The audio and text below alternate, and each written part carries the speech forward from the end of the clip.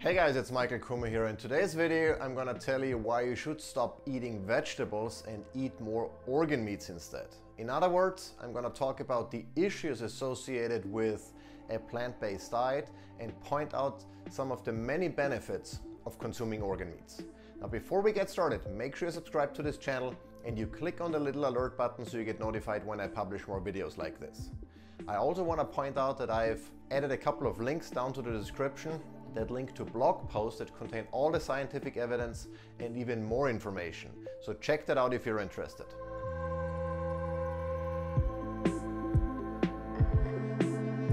For most of my life, I was told to eat enough vegetables and fruits to get all of the micronutrients, meaning vitamins and minerals, that my body needs. And it wasn't until almost 4 decades later that I've realized that plants are an inferior source of micronutrients for several reasons that we'll dive into in this video. I've also realized that the best source of micronutrients from an evolutionary perspective are organ meats. And so by removing plants and adding in more organ meats, I could significantly increase my vitamin uptake, my mineral uptake, and be healthier, fitter, and stronger overall. There are 2 main issues with plants. One is plants don't want to be eaten. Well, animals don't want to be eaten either, but what they do is they either run or they fight to prevent someone, humans or other animals, from eating them. Plants can't run away, and they typically don't have weapons in the form of claws or teeth. Well, some have spikes, like cactuses, that prevent larger animals from chewing on them.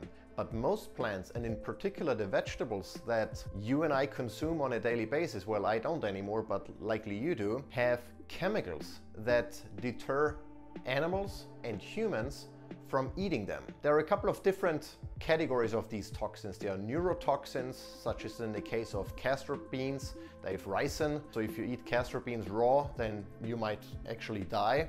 The same applies to traditional beans or raw potatoes, especially if they are green. If you eat them, you'll either get severely sick or you die. But then there are other forms of chemicals that don't have an immediate effect on your body. They might be more of a long-term issue, and those include, for instance, antinutrients. So these are, in comparison to nutrients, are chemicals that prevent your body from absorbing the other nutrients that are in plants, in particular minerals. There are other chemicals that can cause a leaky gut, so that can puncture holes in the wall of your intestines to allow proteins and other chemicals to get directly into your bloodstream. And when that happens, your immune system responds. It mounts an attack because there are invaders in your bloodstream. And if you do that a lot, if you consume those plants a lot that contain those chemicals that can cause leaky gut, then you are in constant inflammation. There is a chronic inflammation going on, and that's one of the root causes for chronic diseases and all kinds of health issues. So there are several toxins in plants. Another example includes estrogenic compounds, so-called phytoestrogens, that can connect to your estrogen receptors in your body and cause problems. And I've written about all of these on my blog, so check that out if you want to get into more details here. But the bottom line is there are chemicals in plants that discourage you from eating them. There is actually one very good example that is hard to believe but true. There are certain plants that can immediately respond to an insect, let's say a caterpillar, chewing on the plant's leaves. If the plant detects that it's being eaten, by the vibration of that chewing action from that insect, it can actually increase the chemical load on the other half of that leaf. So imagine there is a leaf and half of the leaf has already been eaten by a caterpillar. The plant can immediately increase the toxic load in the other half of that leaf to prevent that whole leaf from being eaten. This is crazy if you think about it. Plants can immediately respond to such an attack by releasing chemicals that are not good for you. And I've again written at length about that on my blog, so check that out. The second issue, which is equally important, maybe even more important, is that plants are an inferior source of micronutrients, in particular vitamins and minerals. And to give you a couple of examples, let's start with some of the vitamins and minerals that either exist in plants in a form that is not very absorbable because the body has to convert them first, or in the more extreme example, there are certain vitamins that don't exist in plants at all. So we have to get them from animal-based sources. So let's dive into these first. Let's start with vitamin A, an important fat-soluble vitamin. In plants, there is one version of vitamin A. It's not really vitamin A yet. It's a precursor to vitamin A called beta-carotene. That's one of the most popular ones. So if you want to get vitamin A from plants, you can only get it in the form of beta-carotene, which your body has then convert into vitamin A. That's a fairly inefficient process, and it means that the bioavailability of plant-based vitamin A is relatively low. In comparison, animal products, in particular meat and liver in particular, if you want to stick with organ meats, have retinol, a form of vitamin A that is readily absorbable by the body, so the body can immediately use it without having to convert it first. Another example is vitamin B12, a very important vitamin that doesn't exist in plants. And that's one of the reasons why many people who follow a vegan or vegetarian diet are deficient in vitamin B12. So you have to get it from animals or from supplements. Next example is vitamin D, in particular vitamin D3. There is also no good source of vitamin D3 with the exception of microalgae, but when was the last time you had that? In plants. On the other hand, vitamin D3 you can get from the sun, obviously, and you can get from animal sources. And fatty fish is probably the best source of vitamin D3. Another example is vitamin K. There are two versions of vitamin K. Well, there are multiple versions, but the most popular ones are K1 and K2. K1 is very poorly absorbed by the body, and it's the only one you can find in plants. Vitamin K2, which is the one that the body can readily use, is only available in animal foods, and in particular, liver again. Now let's move on to one of the most important minerals, and that is iron. There are again two versions of iron. There is the non-heme iron, which is the one you can find in plants, and studies have shown that the body can only use approximately 1/3 of the iron in plants as compared to the heme iron found in animals, and in particular again organs. So if you eat liver and spleen or even muscle meat, you get plenty of readily available iron that you won't get from plants. Next, let's talk about some of the macronutrients, starting with protein. Plant-based protein on average is very poorly absorbed, and it also does not have all the essential amino acids that your body needs and that you can find in animal-based sources of protein. In other words, if you only consume plants, you won't get all of the essential amino acids that your body needs. Whereas if you have a piece of steak, you get all of the essential amino acids that you need. The second example is fat or fatty acids. Most plants are relatively high in omega-6 in comparison to omega-3. Now, while both types of polyunsaturated fatty acids are important for the body and play an important role in your body, there is an issue if you consume too much of the omega-6, because it's also pro-inflammatory.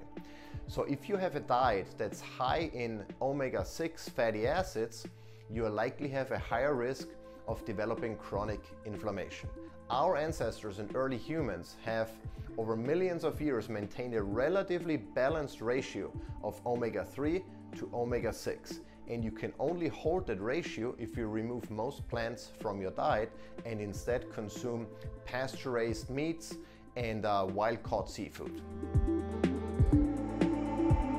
So now that we've covered some of the issues associated with consuming plants, let's talk about the benefits that are associated with consuming meats, and in particular organ meats. Well, first of all, as I've mentioned already, organ meats, and in particular the liver, are incredibly good sources of highly available and easily absorbable micronutrients, including the B vitamins, the heme iron, vitamin A, choline, and many other nutrients.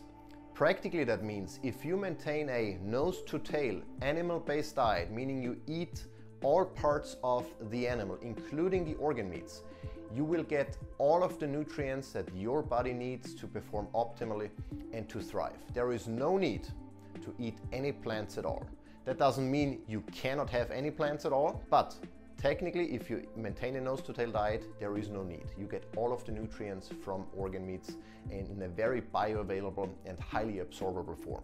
Additionally, organ meats are an incredibly good source of high-quality protein that contains all of the amino acids that your body needs to grow, to thrive, to build and grow lean muscle tissue, etc. You can't get that from plants. The other advantage of organ meats is that they're typically the less expensive cut. So in comparison to a grass-fed filet or ribeye, organ meats are typically much less expensive because they are the byproducts that often get thrown away. So by buying organ meats, the most nutritious part of the animal, you can actually save money. And most importantly, by including organ meats in your diet, you can practically eliminate the potential for vitamin deficiencies. A huge part of our population, both kids and adults, are deficient in key nutrients that you will find in organ meats. So by supplementing either with organ meats or by consuming them fresh, you can virtually guarantee that you won't be deficient in any micronutrients. So let's talk about the types of organ meats that are out there and that you can consume. Well, I have a complete list on my blog, so check out the link down below in the description. But I would argue that the most important one, the king of organs, is the liver, because liver is loaded with micronutrients. If you only pick one type of organ meats to consume, make it the liver. But there are other great organ meats besides the liver. For example, the heart is a muscle, so it tastes very much like muscle meat, so like a steak. The spleen is pretty good, and I usually mix the spleen into my pate when I make liver pate. There are intestines that you can eat. Here in the US, I've not found any intestines yet, but whenever I travel to Central or South America, I have mondongo. It's a soup made from tripe, so parts of the intestines, with vegetables and others. I suck up the veggie part in that case because I want to eat the intestines. Didn't like it in the past, but I come to actually appreciate the taste, and now I eat mondongo whenever I can. The tongue is also something that is very fatty and very rich, tastes very good. So you can just pan fry it and slice it and eat it, very good. But for a complete list of all of the organs, including pictures, so you know how they look like, check out the blog that I've linked, the blog post that I've linked down in the description, where I have all of the organs and their nutrients, so you can figure out how to make them part of your diet. That leads us to the question, where can you buy organ meats? Well, unfortunately, you can't find a lot of organ meats in your grocery store. The only organ meat that I have found at Whole Foods are air-chilled chicken livers from organic but not pasture-raised chickens. That is pretty much it. We typically get our organ meats from either from White Oak Pastures. That's a farm here in Georgia that practices regenerative farming, and they sell a lot of different organ meats, all of the ones that they can legally sell as per USDA regulations. In addition to that, we buy once a year an entire cow, or the meat and bones of the cow. Unfortunately, the butcher that the farmer uses that we buy the cow from only gives us the liver, the heart and the tongue, but none of the other organs, unfortunately. And that's why we supplement from those individual organs we buy from White Oak Pastures. Again, I'm going to link everything down below in the description, so you can check that out if you like. So how do you prepare organ meats? Well, I'm sure there are tons of different recipes out there. I typically keep it simple, and that is I either pan fry or I grill my organs. And that is true for liver, for spleen, for heart, for the tongue, and some of the other organs that I eat. I also make pate on a regular basis. In fact, that's probably the primary source of organ meats, in particular liver and spleen, for me. So I just slightly brown liver and spleen, or just liver depending on what I have, in a pan, add some salt and pepper, then put everything into a food processor, a good amount of pastured or grass-fed butter, mix it all up. If you want to, you can add other spices and herbs or whatever. I don't typically do that, I keep it simple. And then I put it into small jars, put them into the freezer, and always have one out in the fridge that I then either eat with a spoon or put it on a pasture-raised A2 cheese. Fairly simple, and that's actually my preferred way of eating fresh organs, because To be perfectly honest, I like heart and some of the other organs very much. Like they're more muscle meats. I like lung a lot. That tastes also like similar to heart, but I don't have as much hearts and lungs and other pieces than I have liver. And liver has a somewhat distinct taste and a strong taste, and not everyone likes it. And I'm okay with it, but it's certainly not my favorite food. So what I do is I make it into pate, as I've mentioned before, and pate is something I can eat every day. I really like how it tastes. Doesn't taste as strong anymore, maybe thanks to the butter, and I eat it every day. So that's one of my preferred ways of consuming organ meats. Next up, how much organ meat should you eat? And it depends on the type of organ. So for example, all the heart, the kidneys, the lungs, the intestines, etc., you can pretty much eat as much as you like, because these organs are not super rich in either fat-soluble vitamins or iron. And both fat-soluble vitamins, such as vitamin A, as well as iron and some of the other minerals, can become toxic if you eat too much of them. So that means for liver, spleen, and some of the other organs that are rich in those specific micronutrients, you want to keep your intake to approximately 1 to 2 ounces per day. And so that's what I do. I have yet to experience any issues. In some cases I eat more liver, but on average I stick to 1 to 2 ounces per day. Now, if you've come this far in the video and you say, well, that's all great, Michael, but I really don't like the taste of organs. There is no way I would eat liver or heart or any of the other nasty bits. What can I do? Well, the good news is you're not alone. Most people don't like the taste or even the thought of consuming organ meats, and that's unfortunate, because back in the days our ancestors, early humans, but even our grandparents or their parents made organ meats part of their diet, and at some point it became like a taboo, or like you don't want to eat that nasty stuff, let's rather throw it away, even though it's the most nutrient part of the animal. But the good news is there are several ways of how you can sneak in organ meats into your diet without having to deal with the taste or the texture. And one of the things that we've seen to be successful, in particular with our kids, because we want them to eat more organ meat too, is to add a little bit of it. We use typically liver. We mix it with ground meat, and then we make meatballs. And you can start with a very small amount. You can increase it over time to see where is the sweet spot where you can tell that there is liver in there, and then just take it a notch down. And so we've done it successfully with our kids. Just mix liver with ground meat and salt and pepper or whatever you want, make meatballs, and everyone likes them and nobody knows that there is liver in there. That's option number one. Option number two, as I've mentioned it before, pate. Even though I will say that if you absolutely hate the taste of liver, then you probably don't like pate either. If you're okay-ish with liver, you'll probably like pate. So it takes it down a notch, but it's still not something that you might enjoy if you absolutely are disgusted by the taste of liver. And then the third option is, and that's the primary reason why I created my own supplement, is to consume freeze-dried organ meat supplements or capsules. So I started a brand, MK Supplements, and all we do is we take fresh liver, grass-fed, grass-finished, 100% pasteurized from New Zealand cattle. We gently freeze-dry that liver and then put the powder into gelatin capsules that don't taste like anything and that you can easily consume. So only 4 capsules, which contain approximately 3 grams of freeze-dried liver, deliver all of the micronutrients that you will find in 1 ounce of fresh liver. So that's really the easiest way to get all of the nutrients of organ meats, and in particular liver, which I would argue is the king of organs, into your diet without the taste or the hassle.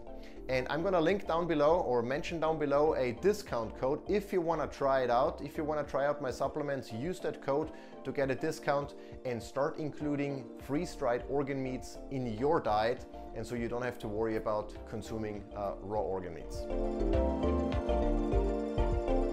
So as you can see, there are many benefits of consuming organ meats and eating them instead of plants, especially fruits and vegetables. Now the good news is that you don't have to remove all of the vegetables and all of the fruits from your diet, because there are some that don't have defense chemicals, or where you can easily remove the parts of the plant that have those chemicals. Let me give you a couple of examples of plants that you can make part of your diet. First example is sweet fruits.